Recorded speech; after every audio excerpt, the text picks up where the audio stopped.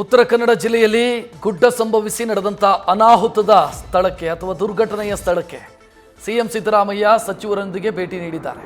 ಕಂದಾಯ ಸಚಿವ ಕೃಷ್ಣ ಬೈರೇಗೌಡ, ಇನ್ನು ಲೋಕೋಪಯೋಗಿ ಸಚಿವ ಸತೀಶ್ ಜಾರಕಿಹೊಳಿ ಸೇರಿ ಪ್ರಮುಖರು ಸ್ಥಳಕ್ಕೆ ಆಗಮಿಸಿದರು. ನಿನ್ನೆ ಕುಮಾರಸ್ವಾಮಿ ಅವರು ಆಗಮಿಸಿದರು, ಇವತ್ತು ವಿಜಯೇಂದ್ರ ಬಂದಿದ್ದರು, ಈಗ ಸಿಎಂ ಆಗಮಿಸಿದ್ದಾರೆ. ಇಲ್ಲಿ ಈ ಮಣ್ಣಿನ ಅವಶೇಷದ ಅಡಿಯಲ್ಲಿ ಇನ್ನೊಂದಿಷ್ಟು ಜನ ಸಿಕ್ಕಾಕೊಂಡಿರುವಂಥ ಸಾಧ್ಯತೆಗಳಿದ್ದಾವೆ, ಅನುಮಾನಗಳಿದ್ದಾವೆ. ಪ್ರಮುಖವಾಗಿ ಕೇರಳ ಸರ್ಕಾರವೂ ಕೂಡ ಸಿಎಂ ಸಿದ್ದರಾಮಯ್ಯ ಅವರಿಗೆ ಮನವಿ ಮಾಡಿಕೊಂಡಿದೆ. ನಮ್ಮೊಬ್ಬ ನಾಗರಿಕ ಅಥವಾ ಕೇರಳದ ಒಬ್ಬ ವ್ಯಕ್ತಿ ಈ ಮಣ್ಣಿನ ಅವಶೇಷದಲ್ಲಿ ಸಿಕ್ಕಾಕೊಂಡಿದ್ದಾರೆ. ಅವರ ಹೆಸರು ಅರ್ಜುನ್ ಅಂತ. ಅವರು ಚಲಾಯಿಸ್ತಾ ಇದ್ದಂಥ ಕಾರು ಭಾರತ್ ಬೆಂಜ್ ಲಾರಿಯಲ್ಲಿ ಆತ ಸಿಕ್ಕಾಕೊಂಡಿದ್ದಾನೆ. ಅವರನ್ನು ಪತ್ತೆ ಹಚ್ಚಿ ಅಂತ ಕೇರಳದ ಮುಖ್ಯಮಂತ್ರಿ ಪಿಣರಾಯಿ ವಿಜಯನ್ ಪತ್ರದ ಮುಖೇನ ಮನವಿ ಮಾಡಿದರು. ಆದರೆ ಇಲ್ಲಿ ಕಾರ್ಯಾಚರಣೆಗೆ ಮಳೆ ಮತ್ತು ಅಲ್ಲಿನ ಪ್ರತಿಕೂಲ ಪರಿಸ್ಥಿತಿ ಸಮಸ್ಯೆಯನ್ನು ತರ್ತಾ ಇದೆ ಮತ್ತು ದೊಡ್ಡ ಪ್ರಮಾಣದಲ್ಲಿ ಮಣ್ಣು ಬಿದ್ದಿರೋದ್ರಿಂದ ಸಂಪೂರ್ಣವಾಗಿ ಅದರ ತೆರವು ಕಾರ್ಯಾಚರಣೆಗೆ ಇನ್ನಷ್ಟು ದಿನಗಳು ಬೇಕು ಅನ್ನುವಂಥ ಪರಿಸ್ಥಿತಿ ಇದೆ. ಸದ್ಯ ಸಿಎಂ ಸ್ಥಳಕ್ಕೆ ಆಗಮಿಸಿರುವಂಥ ದೃಶ್ಯವನ್ನು ನೀವು ನೋಡ್ತಾ ಇದ್ದೀರಿ. ದೊಡ್ಡ ಪ್ರಮಾಣದ ಮಳೆ ಸಿಎಂ ಅನ್ನು ಸ್ವಾಗತಿಸಿತು. ಈ ಸಂದರ್ಭದಲ್ಲಿ ದೊಡ್ಡ ಮಳೆಯ ಮಧ್ಯೆ ಅಧಿಕಾರಿಗಳಿಂದ ಸಿಎಂ ಮಾಹಿತಿ ಪಡೆದಿದ್ದಾರೆ. ಏನಾಗಿದೆ, ಎಷ್ಟು ದಿನ ಬೇಕಾಗತ್ತೆ, ಸಂಪೂರ್ಣವಾಗಿ ರಸ್ತೆಯನ್ನು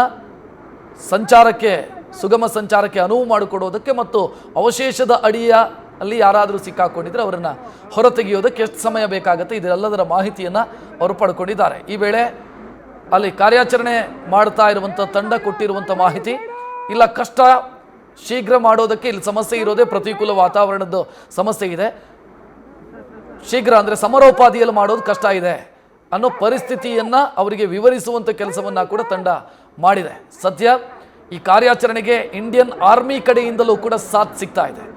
ಕೇಂದ್ರ ಸರ್ಕಾರದ ಸೂಚನೆಯ ಮೇರೆಗೆ ಇಂಡಿಯನ್ ಆರ್ಮಿಯ ಸ್ಪೆಷಲೈಸ್ಡ್ ಗ್ರೂಪ್ ಏನಿದೆ ಅವರು ಇದಕ್ಕೆ ಕೈ ಜೋಡಿಸಿದ್ದಾರೆ. ಈ ಕಾರ್ಯಾಚರಣೆಗೆ ಅವರನ್ನು ನೇಮಿಸಲಾಗಿದೆ. ಅದಕ್ಕೆ ಸಂಬಂಧಿಸಿದಂತೆ ಒಂದಿಷ್ಟು ಮಂದಿ ಆಗಮಿಸಿರೋದನ್ನು ಕೂಡ ನೀವು ನೋಡ್ತಾ ಇದ್ದೀರಿ. ಇಂಡಿಯನ್ ಆರ್ಮಿ ಇಂಥ ಪ್ರತಿಕೂಲ ಪರಿಸ್ಥಿತಿಯಲ್ಲೂ ಕೂಡ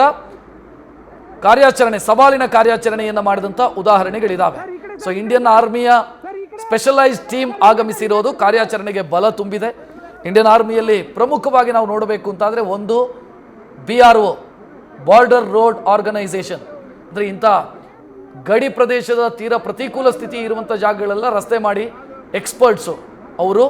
ಅದನ್ನು ಬಿಟ್ಟರೆ ಮದ್ರಾಸ್ ಇಂಜಿನಿಯರಿಂಗ್ ಗ್ರೂಪ್ ಅಂತ ಇದೆ, HQ ಬೆಂಗಳೂರೇ ಅವ್ರದ್ದು. ಅವರು ಕೂಡ ಬಹಳ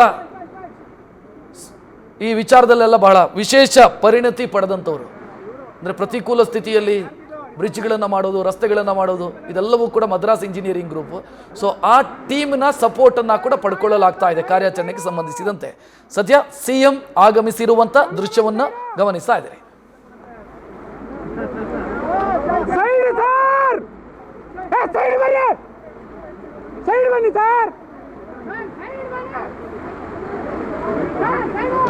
ನೋಡ್ತಾ ಇದ್ರಿ ಇಂಡಿಯನ್ ಆರ್ಮಿಯ ಟ್ರಕ್ಗಳು ಆಗಮಿಸಿರುವಂಥ ದೃಶ್ಯವನ್ನು ನೀವು ಗಮನಿಸ್ತಾ ಇದ್ರಿ. ನಾನು ಆಗಲೇ ಹೇಳ್ತಿದ್ದೆ, ಇಂಡಿಯನ್ ಆರ್ಮಿ ಆಗಮಿಸ್ತು ಅಂತಂದ್ರೆ ಇಡೀ ಕಾರ್ಯಾಚರಣೆಗೆ ದೊಡ್ಡ ಬಲ ಸಿಕ್ಕಂಗೆ. ಯಾಕಂತಂದ್ರೆ ಈಗ ಮಾಡ್ತಾ ಇರುವಂಥ ಕಾರ್ಯಾಚರಣೆ ಏನಿದೆ, ಆ ಕಾರ್ಯಾಚರಣೆ ಎಕ್ಸ್ಪರ್ಟ್ಗಳು ಮಾಡ್ತಾ ಇರೋದಲ್ಲ.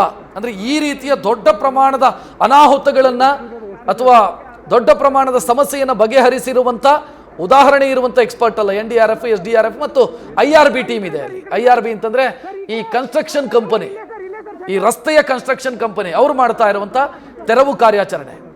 ಇಂಡಿಯನ್ ಆರ್ಮಿಯ ಸ್ಪೆಷಲೈಸ್ಡ್ ಟೀಮ್ ಬಂದಿದೆ ಅಂತಂದ್ರೆ ಅವರಿಗೆ ಅಂದಾಜಿದೆ ಯಾವ ರೀತಿ ಕಾರ್ಯಾಚರಣೆಯನ್ನು ಮಾಡಬೇಕು ಅನ್ನೋದು ಸ್ಪಷ್ಟವಾಗಿ ಗೊತ್ತಿದೆ. ನೋಡ್ತಾ ಇದ್ದೀರಿ ಇಂಡಿಯನ್ ಆರ್ಮಿಯ ಟ್ರಕ್ಗಳು ನಿಂತಿರೋದನ್ನ ಗಮನಿಸ್ತಾ ಇದ್ದೀರಿ ಮತ್ತು ಯೋಧರನ್ನ ಕೂಡ ನೀವು ಗಮನಿಸಬಹುದು.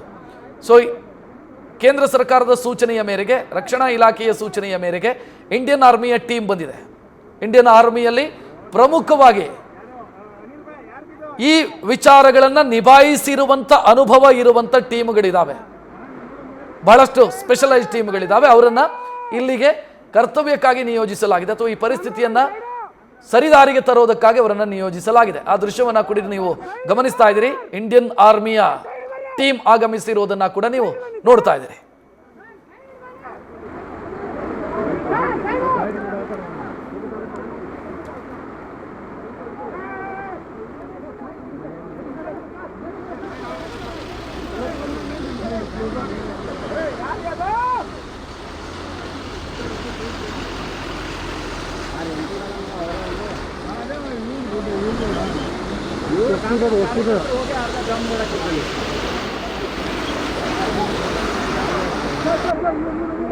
ಸರ್ ಈ ಕಡೆ ಸರ್ ಈ ಕಡೆ ಸರ್ ಸರ್ ಈ ಕಡೆ ಸರ್ ಇಲ್ಲೇ ಸರ್ ಸೆಂಟರ್.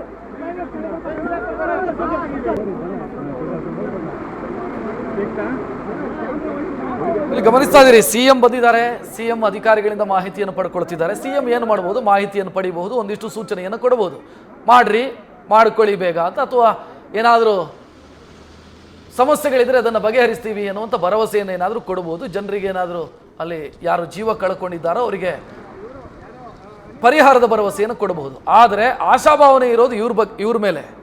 ಈ ಸಮವಸ್ತ್ರ ಇದೆಯಲ್ಲ, ಇದರ ಮೇಲೆ ಇಡೀ ದೇಶಕ್ಕೆ ನಂಬಿಕೆ ಇದೆ. ಮಿಲಿಟರಿಯವರು ಬಂದರು ಅಂತಂದರೆ, ಇಂಡಿಯನ್ ಆರ್ಮಿ, ಭಾರತೀಯ ಸೇನೆ ಬಂತು ಅಂತಾದರೆ ಆ ಕೆಲಸ ಆಯಿತು ಅಂತ ಲೆಕ್ಕ. ಸೊ ಇಂಡಿಯನ್ ಆರ್ಮಿ ಬಂದಿರೋದು, ಭಾರತ ಸೇನೆಯ ಯೋಧರು ಸ್ಥಳಕ್ಕೆ ಆಗಮಿಸಿರೋದು ಒಂದು ಭರವಸೆಯನ್ನು ಮೂಡಿಸ್ತಾ ಇದೆ. ಆದಷ್ಟು ಶೀಘ್ರ ಈ ತೆರವು ಕಾರ್ಯಾಚರಣೆ ಆಗತ್ತೆ.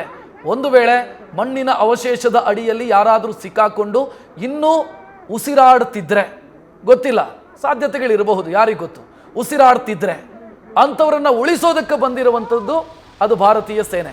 ಭಾರತೀಯ ಸೇನೆಯ ಸ್ಪೆಷಲ್ ಟ್ರಕ್ಗಳು ಆಗಮಿಸಿರೋದನ್ನು ನೋಡ್ತಾ ಇದ್ದೀರಿ. ಮತ್ತು ಅವರ ಟೀಮ್ ಏನಿದೆ ಅಂದರೆ ಮೆಡಿಕಲ್ ಸಪೋರ್ಟ್ ಟೀಮು ಅದು ಕೂಡ ಬಂದಿದೆ, ನೋಡ್ತಾ ಇದ್ದೀರಿ. ಈ ಟ್ರಕ್ಗಳ ಮುಂದೆ ಮೆಡಿಕಲ್ ಸಪೋರ್ಟ್ ಟೀಮು ಕೂಡ ಇದೆ.